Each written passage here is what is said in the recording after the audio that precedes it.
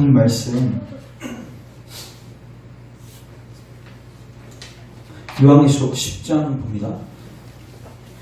요한계시록 주보에는 10장 되어 있는데 오늘 10장부터 11장 13절까지 보겠습니다. 단락이 그렇게 나왔는데 좀 좋을 것 같아서 11장 13절까지 보고, 설교 제목도 제가 교회 복음 전파 사명 이렇게 바꿀 거니까 그거 좀 기억해 주시고, 교회 복음 전파 사명. 자, 우리 요한계시록 10장 먼저 읽고 강론하면서 제가 11장은 또 그때그때 읽겠습니다.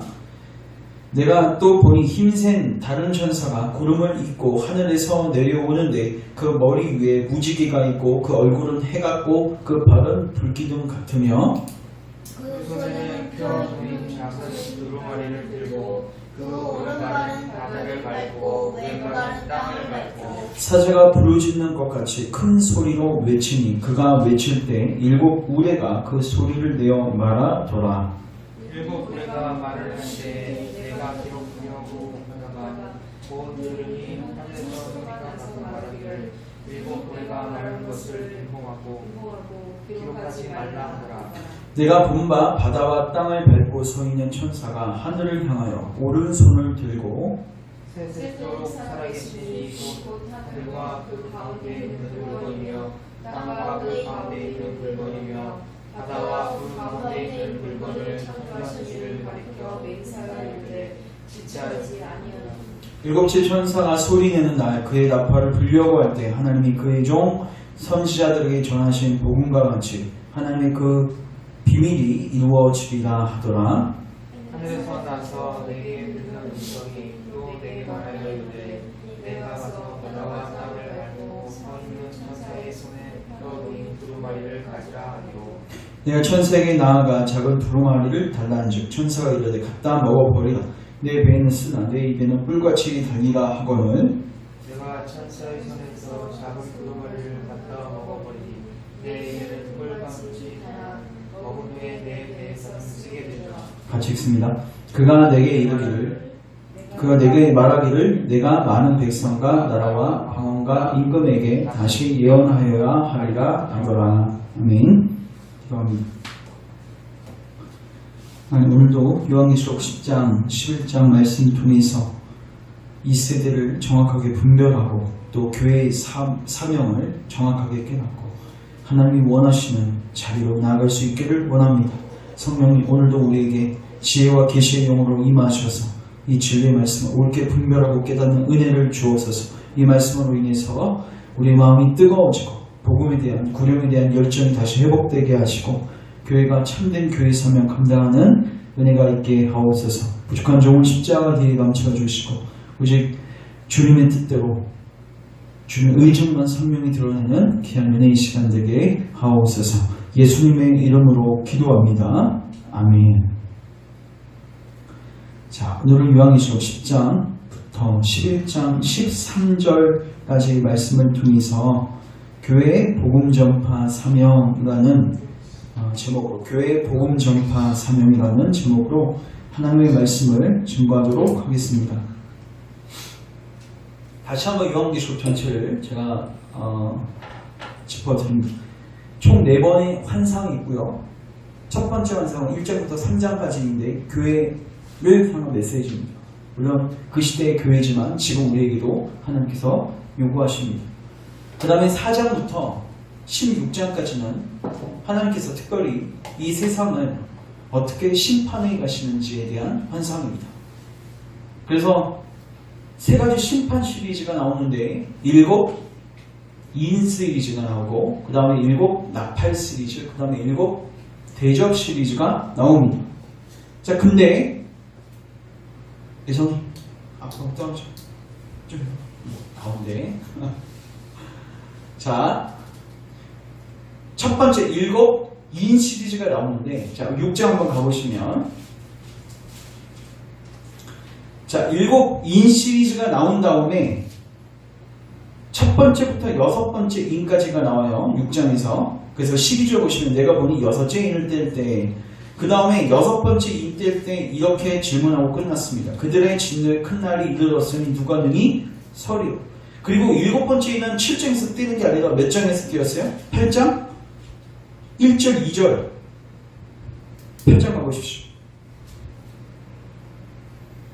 8장 1절 7째 인을 떼실 때, 그러니까 지금 7장이 뭐예요? 삽입이 되어 있는 거죠.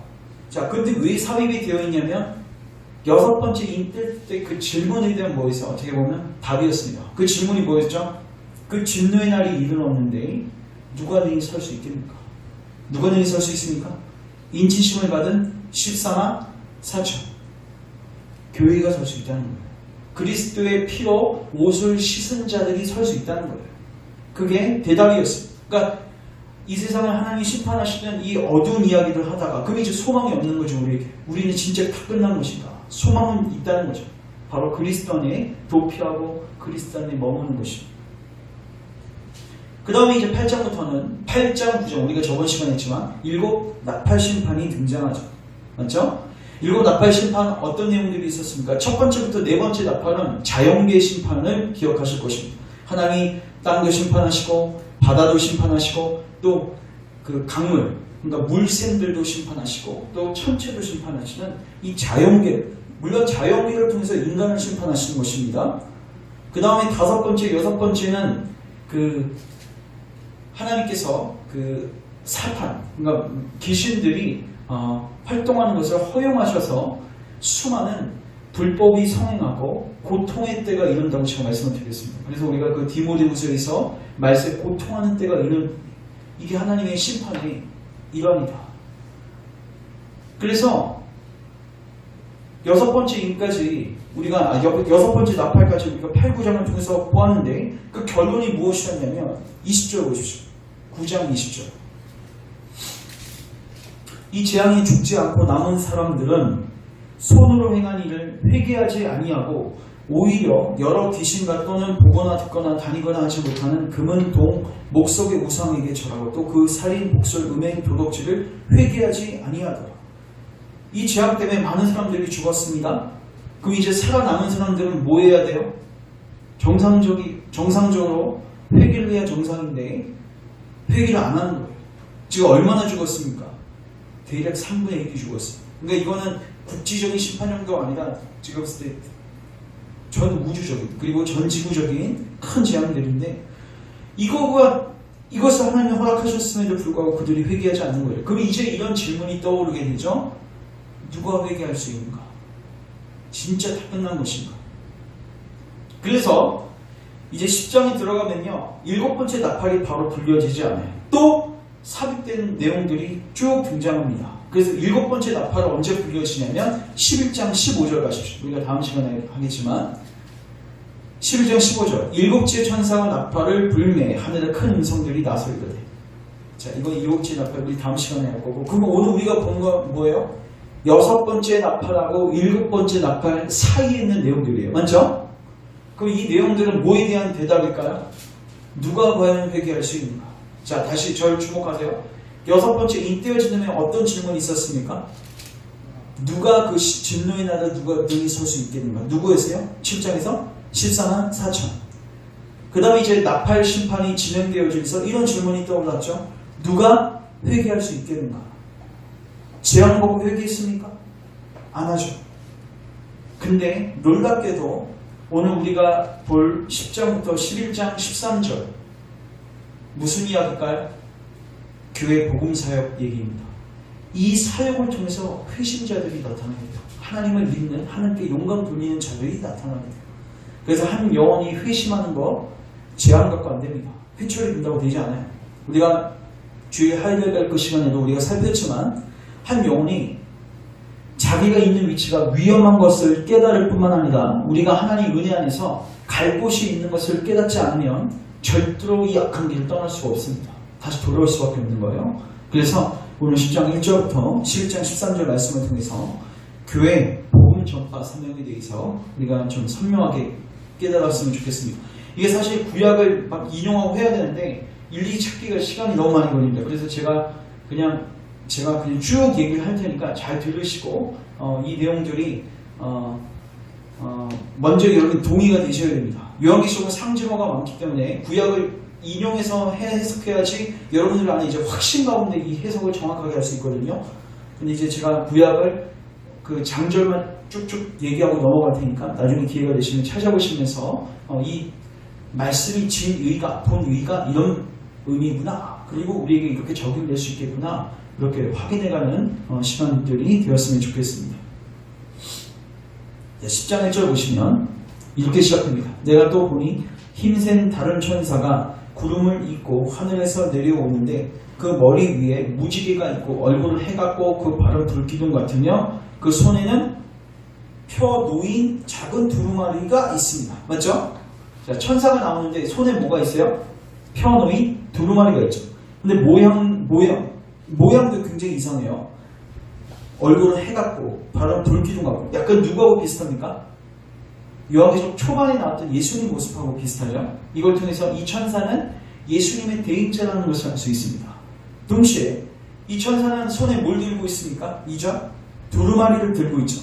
이 두루마리는 요한계시록 5장에 나왔던 그 두루마리하고 똑같은 두루마리일까요? 아니면 다른 두루마리일까요?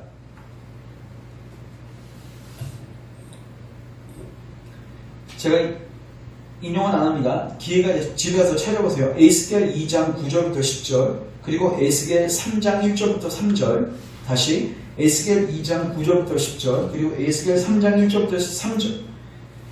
하나님께서 에스겔에게 이거 하나 찾을까요? 그냥? 찾읍시다. 붙어 있으니까.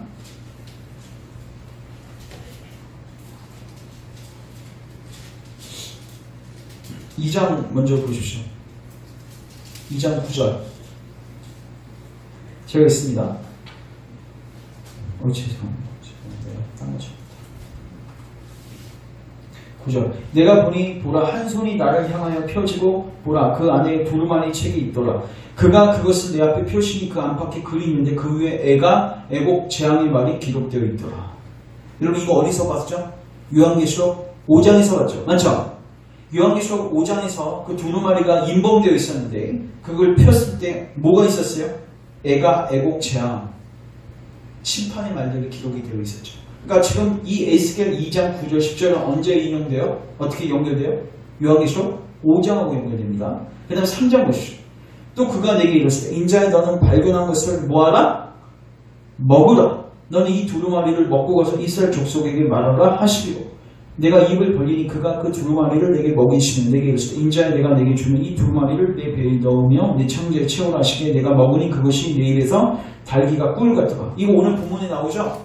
그러니까 이 본문은 요한계시록 몇 장하고 연결돼요? 10장하고 연결되죠. 다시 말해서 요한계시록 5장에 나오는 두루마리하고 요한계시록 10장에 나오는 두루마리는 연결되어 있는 거예요. 맞죠? 근데 차이점이 있습니다. 자, 요한계시록 10장 다시 들어보시면 5장에서는 인봉된, 즉 봉인된 누구도 볼 수 없는 두루마리였는데 여기는 어떻게 되어 있습니까? 그 손에 펴 놓인 두루마리. 이게 다 펴 있어요. 왜 펴 있을까요? 예수님께서 다 띄셨죠. 7인은 다 띄셨죠.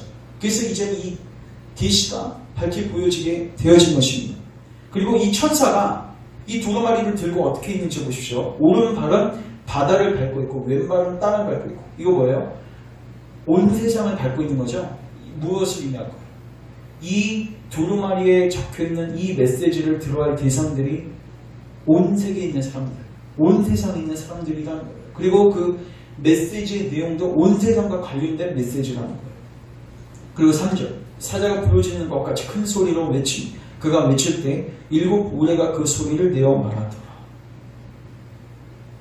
이제 그 천사가 소리를 지르는데 자 이런 소리가 나옵니다. 7 우레가 그 소리를 내어 말하더라.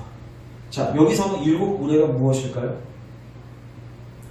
사도 요한이 이 소리를 듣고요. 4절 보시면 7 우레가 말을 할 때 내가 뭐 하려고 했어요? 기록하려고 했어요. 근데 4절 뒷부분 7 우레가 말한 것을 뭐 하지 말고 인봉하고 기록하지 뭐하라? 말라. 이 말은 무엇일까요? 제가 봤을 때 이 7 우레에 가는 심판도요. 7 인, 7 나팔, 7 대접처럼 하나님께서 사도 요한에게 뭐 하셨어요? 계시하셨어요. 근데 하나님께서 이거는 뭐 하지 말라? 기록하지 말라. 무엇을 의미할까요? 하나님은요 우리에게 계시하시기도 하지만 일정 부분 모아주기로 하세요. 감추기도 하십니다. 그러니까 신명기 29장 29절에도 하나님께서 어떤 것은 나타나시지만 어떤 것은 하나님 편에만 속한 진리로 우리에게 비밀로 붙여놓으신 진리가 있습니다. 대표적인 게 뭐냐면 예수님의 재림의 날짜와 연월시에 대해서는 하나님께서 봉인하셨습니다. 맞죠? 그래서 이러한 진리들에 대해서 우리는 호기심을 가지고 탐구할 것이 아니라 우리는 뭐 하면 돼요? 여기 본문 핵심이 뭐예요? 두루마리.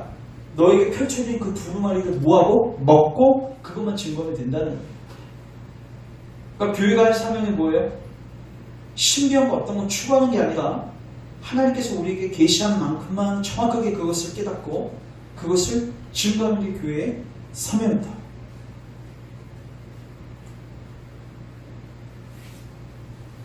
자, 8절. 하늘에서 나서 내게 들리던 음성이 또 내게 말하여 이르되 내가 가서 바다와 땅을 밟고 서 있는 천사의 손에 펴 놓인 두루마리를 가지라 하기로 내가 천사에게 나아가 작은 두루마리를 달라 한즉 천사가 이르되 갖다 먹어 버리라. 왜 먹으라고 했을까요? 그냥 갖기만 하면 되는데 왜 먹으라고 했을까요? 먹는 거는 무엇을 의미할까요? 완전히 소화시킨다는 거죠. 이건 단순히 그 진리를 지식적으로만 깨닫는 것이 아니라 그 메신저가 그 진리를 실제가 되어서 이 진리를 실제적으로 본인이 체험하고 느끼고 그 마음과 열정을 가지고 선포해야 할 것을 주님이 요구하시는 거예요. 우리 열방교회도 특별히 사역자인 저에게도 하나님이 이걸 요구하시는 거죠. 우리에게 이 진리의 사명이 주어졌어요. 그럼 우리가 먼저 뭐 해야 돼요? 이 진리를 갖고 있는 정도가 아니라 먼저 뭐 해야 되는 거예요? 먹어야 되는 거예요. 인자의 피와 살을 뭐 하는 거예요? 먹고 마시는 자는 생명이 있으리라.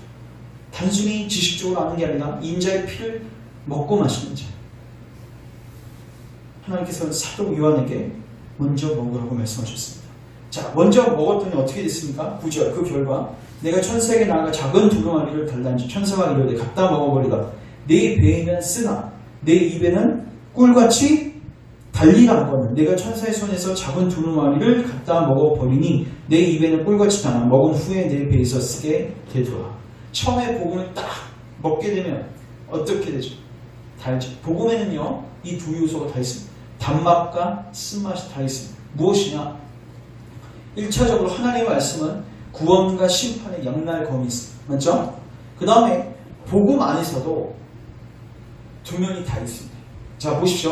하나님의 말씀 안에 구원과 심판이라는 두 개의 단맛과 쓴맛이 있고 그 다음에 구원 안에서도 단맛과 쓴맛이 다 있어요. 이 말은 뭐냐면 우리가 예수님을 믿고 칭의를 받고 하나님의 양자가 되고 또 영화로운 자리로 가게 되는 거 놀라운 하나님의 은혜이고 이건 우리가 신자가 느끼는 단맛입니다. 근데 우리가 복음을 알게 되면요 그때부터 어떤 삶이 시작되냐면 우리의 죄를 더 선명하게 깨닫게 됩니다.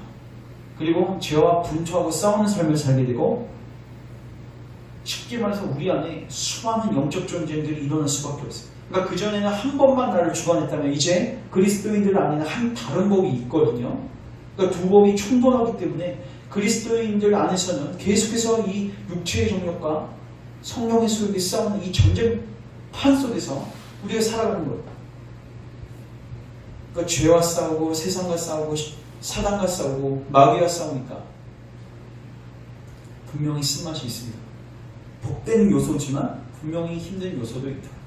더 나아가서 교회에게 적용하면 교회에게 있어서 복음은 하나님의 메시지는 영광입니다.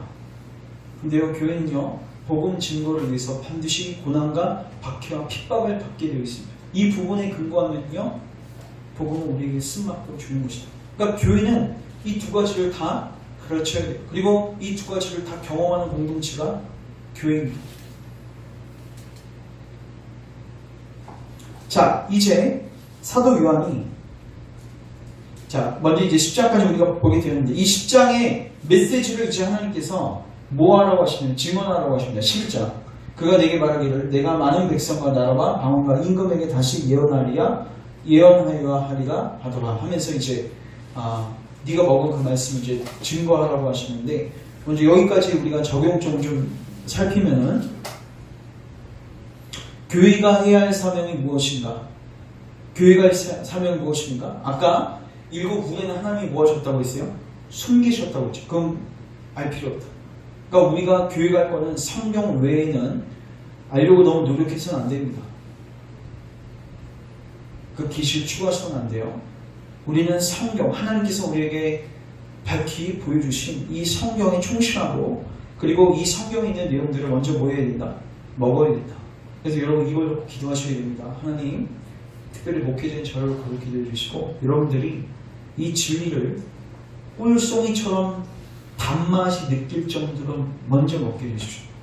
과연 우리 공동체 안의 지체들 중에서 하나님의 말씀을 달다 이렇게 생각하시는 분이 얼마나 있을까?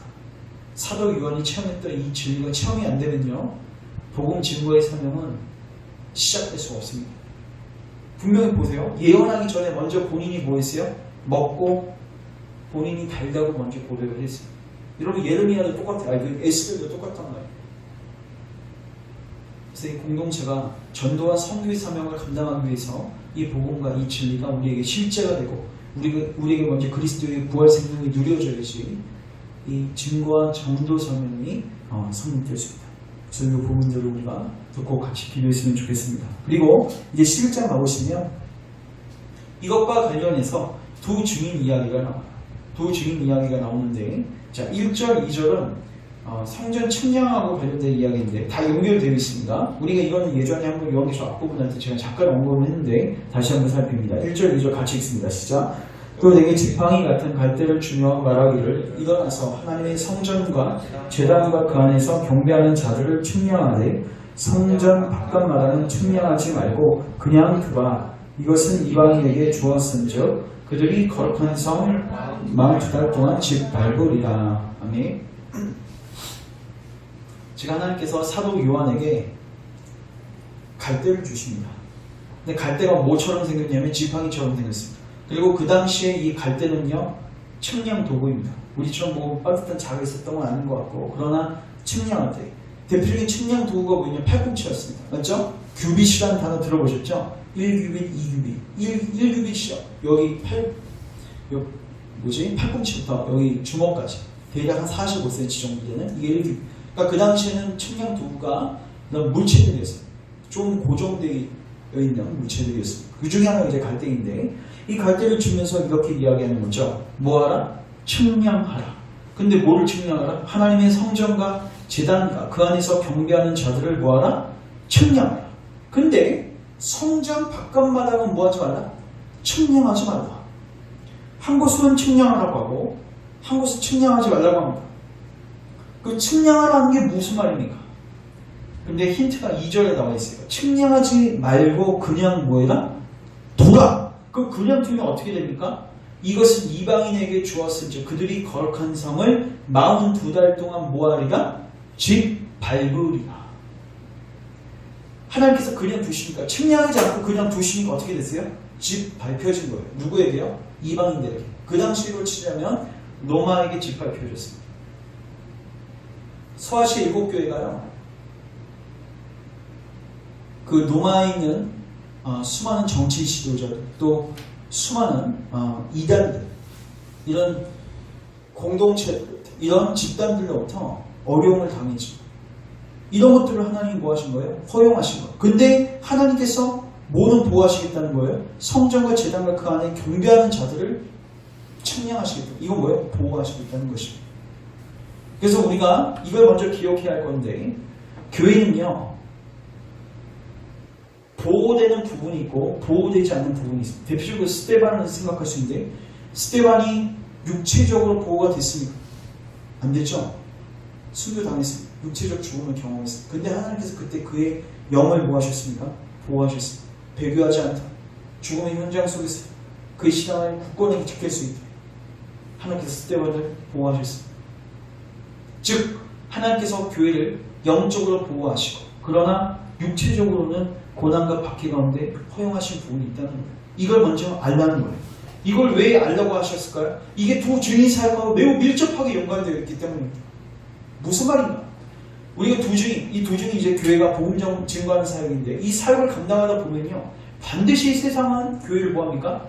핍박하고 교회를 어려운 가운데 빠뜨리게 됩니다. 이게 지금 사도 요한이 처해 있었던 현실이고 초대교회가 처해 있었던 현실인데 왜 그거를 그 도주인 사역을 감당하는 교회에게 왜 이 측량 이야기를 먼저 하는가? 먼저 분명하게 알고 있었다는 거예요. 너희들이 지금 어려움과 고난과 박해 가운데 있더라도 이게 하나님 너희를 버리신 게 아니라 이거 하나님이 뭐 하신 거다? 허용하신 거다. 그리고 하나님은 너희들의 영적인 부분은 끝까지 뭐 하실 것이다? 견인하시고 끝까지 보호하시고 끝까지 인도해 주실 것이다. 그래서 2절 뒷부분 보시면 42달 42달은 제가 예전에도 설명을 했지만 예수님의 초림과 재림 사이를 42달이라는 시간으로 표현하고 있습니다.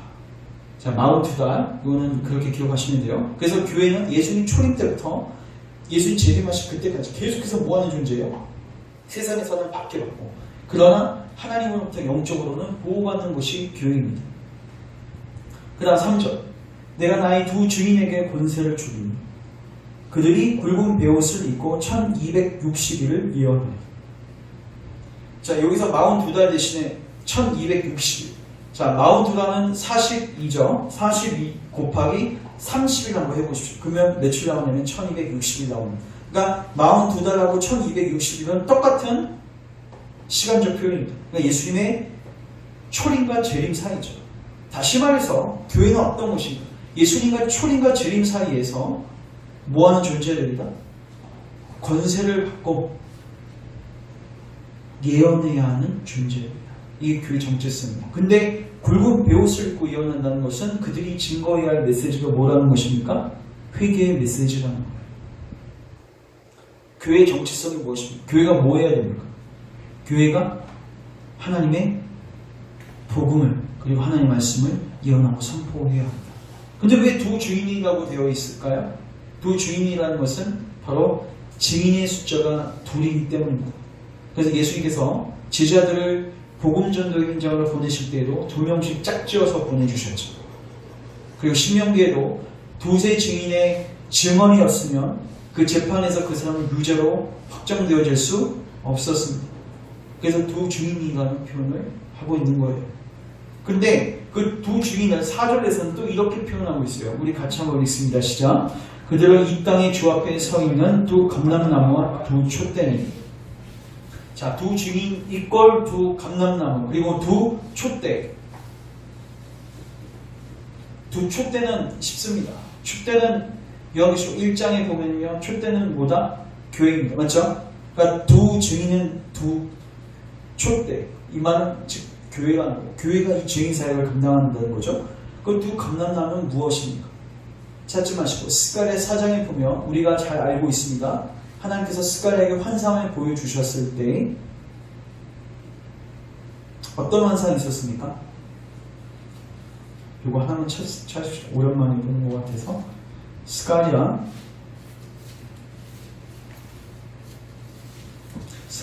구약 성경 맨 마지막 말라기 바로 앞에 있죠.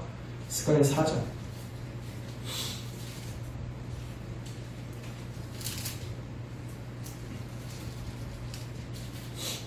사장 1절 보시죠. 내게 말하던 천사가 다시 와서 나를 깨우니 마치 자는 사람이 잠에서 깨어난 것 같더라. 그가 내게 묻되 내가 무엇을 보느냐? 내가 대답하되 내가 보니 숭고한 등잔대가 있는데 그 위에 기름 그릇이 있고 또 그 기름 그릇 위에 7 등잔이 있으며 그 기름 그릇 위에 있는 등잔을 위해서 7 관이 있고 그 등잔대 곁에 두 감람나무가 있는데 하나는 그 기름 오른쪽에 있고 하나는 그 왼쪽에 있나이다.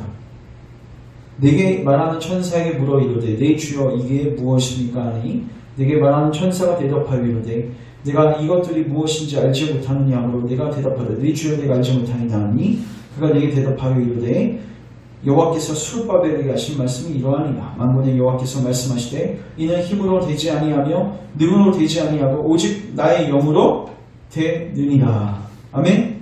자, 그러면서 11절 내가 그에게 물어 이르되 등잔대 좌우에 두 감람나무는 무슨 뜻입니까? 하고 물으니 다시 그에게 물어 이르되 금기름을 흘리는 두 금감 옆에 있는 이 감람나무 두 가지는 무슨 뜻입니까? 하니 그가 내게 대답하여 이르되 내가 이것이 무엇인지 알지 못하느니 하는지라 내가 대답하여 내 주여 알지 못하나이다 하니 이르되 이는 기름 부음 받은 자 둘이니 온 세상에 주 앞에 서 있는 자라. 자, 두 감람나무는 누구입니까?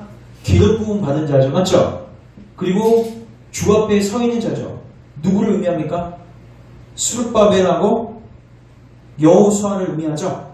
그렇죠? 스룹바벨하고 여호수아는 그 당시에 뭘 했던 인물들이에요? 성전을 재건했던 인물들이죠. 맞죠? 근데 그들이 그들의 힘으로 그것을 할 수가 없어요. 그래서 뭐가 필요했어요? 성령의 기름 부으심이 필요했죠. 맞죠? 그래서 14절 이는 기름 부음 받은 자 둘이니. 그러니까 두 감람나무는 뭐예요? 기름 부으심을 받아서 하나님의 사역을 감당하는 주의 종교를 의미하는 거예요.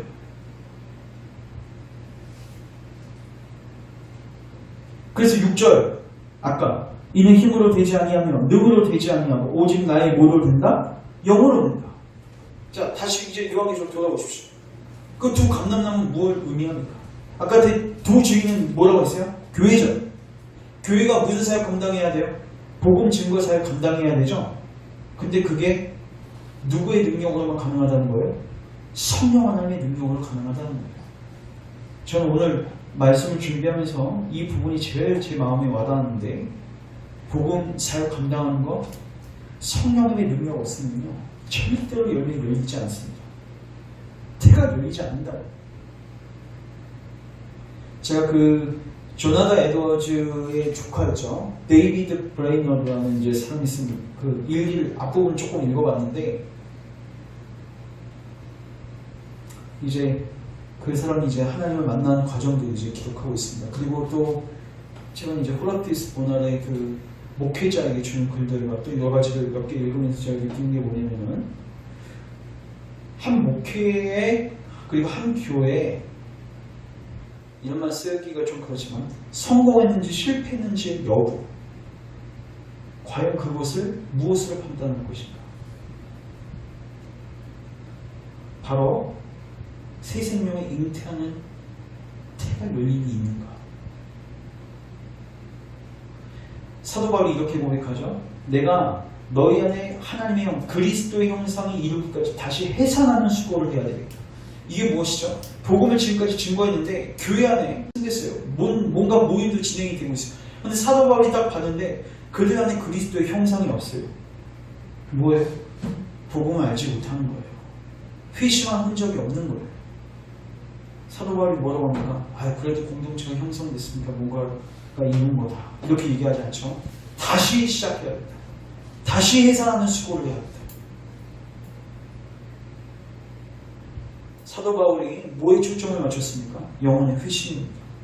태어나는 거, 거듭나는 거예요. 왜요? 태어나지 않으면 잘할 수도 없고요. 태어나지 않으면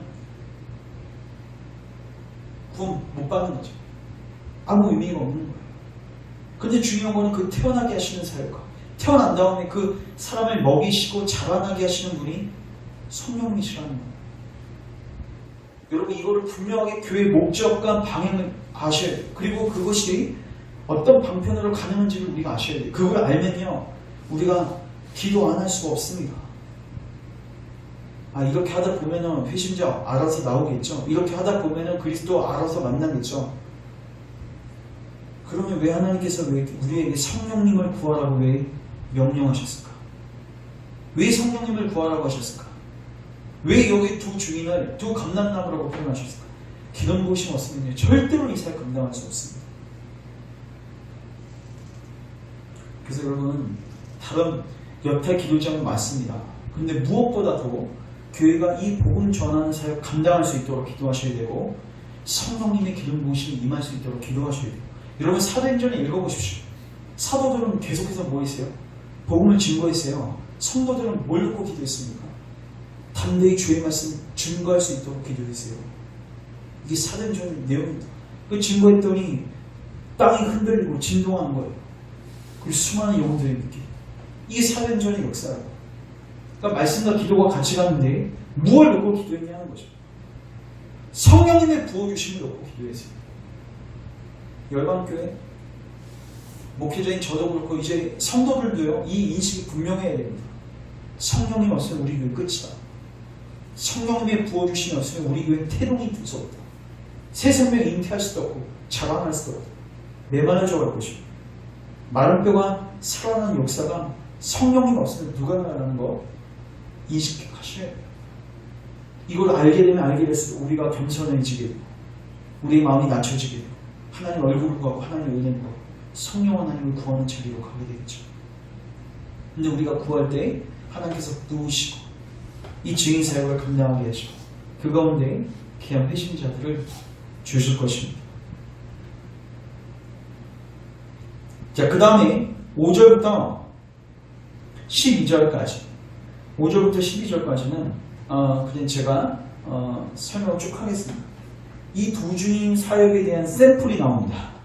샘플 몇 명일까요? 3명입니다. 구약에서 2명 뽑았고요. 신약에서 1명 뽑았어요. 구약 샘플은 누구일까요? 5절 보십시오. 만일 누구든지 그들을 해하고자 하면 그들의 입에서 불이 나와서 그들의 원수를 삼켜버릴 것이요. 누구든지 그들을 해하고자 하면 반드시 그와 같이 죽임을 당하리라. 그들이 권능을 가지고 하늘을 닫아 그 예언을 하는 날 동안 비가 오지 못하게 하고. 여기까지 누구예요? 엘리야입니다. 엘리야.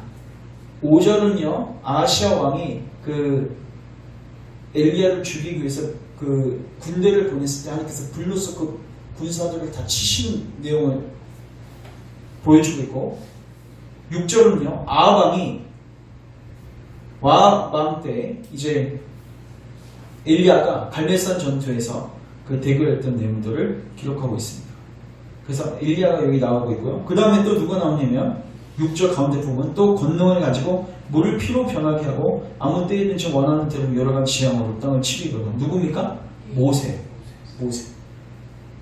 엘리야하고 모세는 대표적인 구약의 두 예언자입니다. 근데 5절 6절 엘리야하고 모세의 공통점이 있습니다. 자, 뭘로 사역했습니까? 하나님의 권능으로 사역했습니다. 저는 이게 오늘 제 마음에 확 와닿았었는데 이런 사도행전을 보시면 사도들이 복음을 증거하는데요, 많은 사람들이 회심하죠. 근데요, 저는 이걸 꼽아요. 하나님 말씀을 선포하면 성령님께서 그 심령 안에 죄를 각성케 하시는 역사, 그리고 회개하게 하시는 역사를 꼽습니다. 근데요, 사도행전을 또 보시면요, 하나님께서 필요하실 때 뭘 허락하시냐면 기적과 이적을 허락하십니다.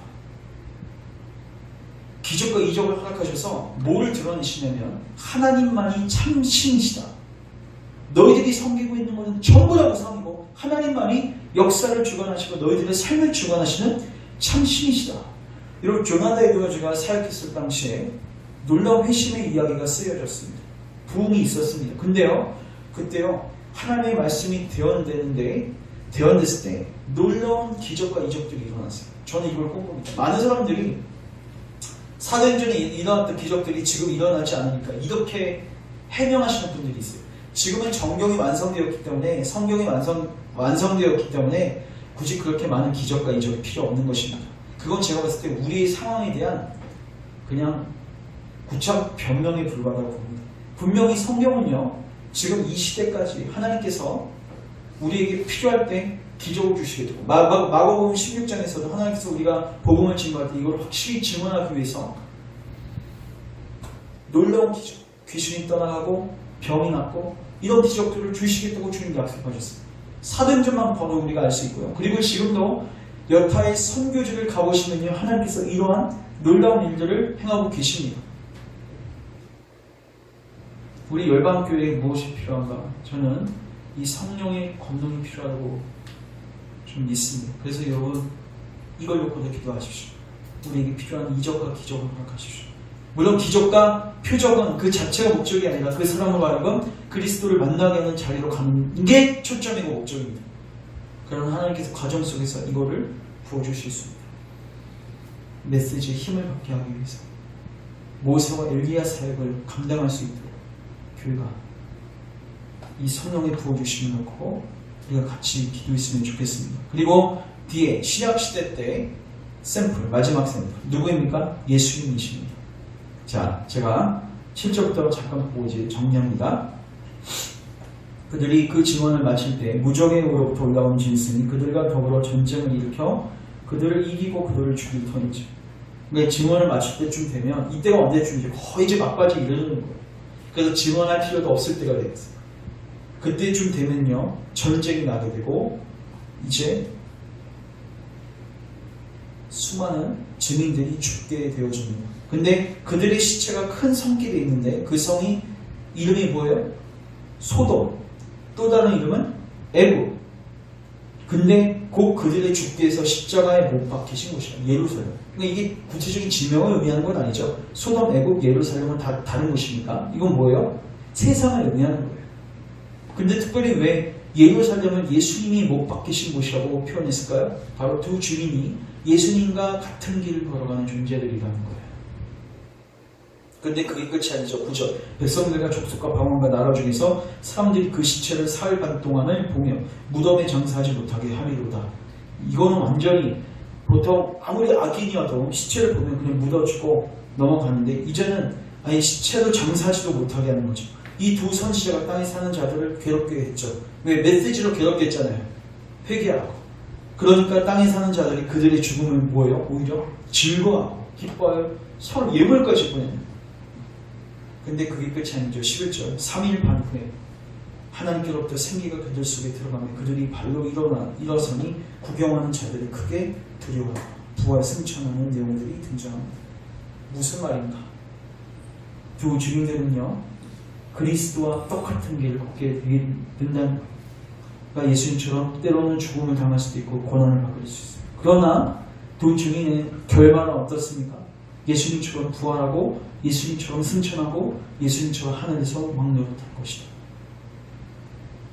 이게 두 주인에게 주는 소망의 메시지입니다. 그리고 마지막 13절. 이 두 주인 사역의 결과입니다. 같이 한번 읽겠습니다. 시작. 그때 큰 지진이 나서 성 10분의 1이 무너지고 지진에 죽은 사람이 7천이다. 그 남은 자들이 두려워하여 영광을 하늘의 하나님께 돌리더라. 아멘.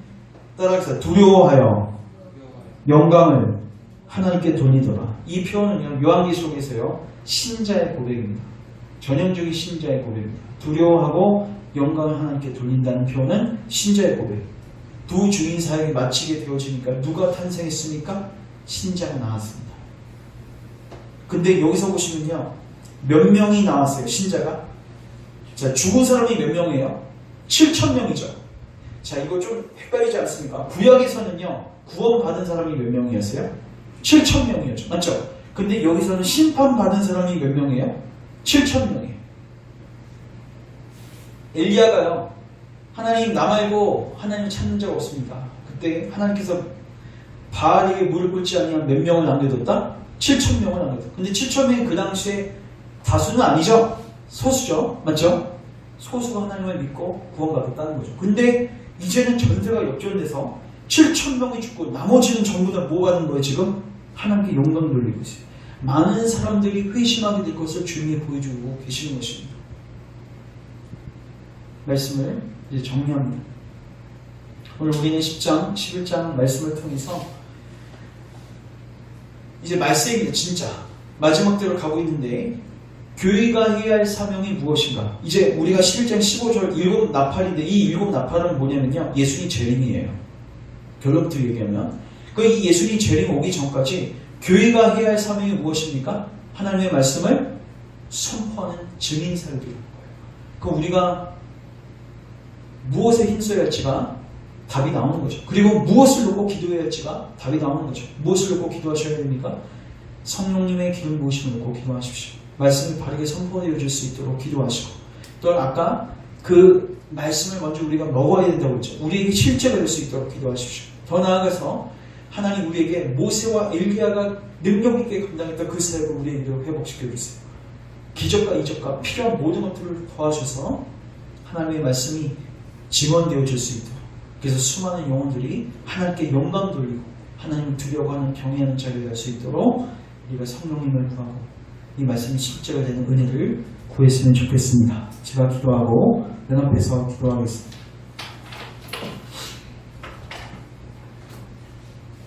하나님 오늘 말씀을 통해서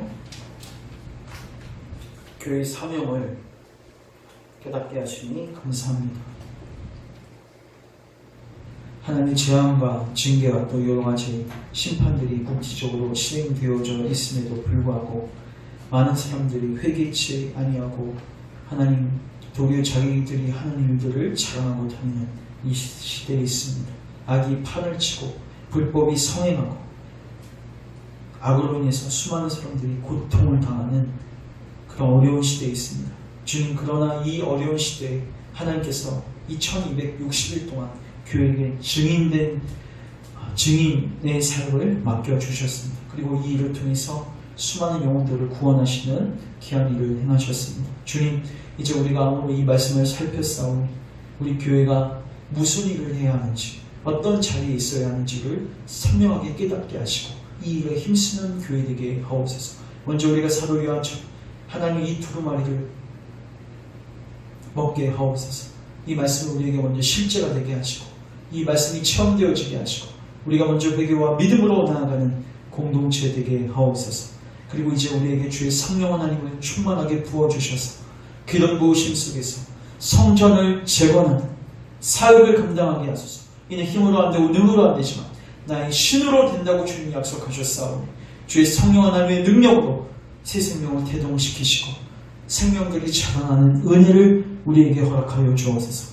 또 우리에게 필요한 권능과 이적과 능력을 허락하셔서 모세와 엘리야처럼 하나님의 주권을 드러내고 하나님의 살리심을 드러내고 하나님만이 참신인 것을 드러내면서 이 복음 증거할 수 있도록 그 가운데서 수많은 영혼들이 하나님께 영광 돌리고 하나님 경외하고 회심할 수 있도록 주님 우리에게 은혜를 베풀어 주시옵소서. 오늘도 이 말씀 붙들고 기도할 때 주님 응답하시고 주님의 뜻을 이루어 주옵소서. 예수님의 이름으로 기도합니다. 아멘.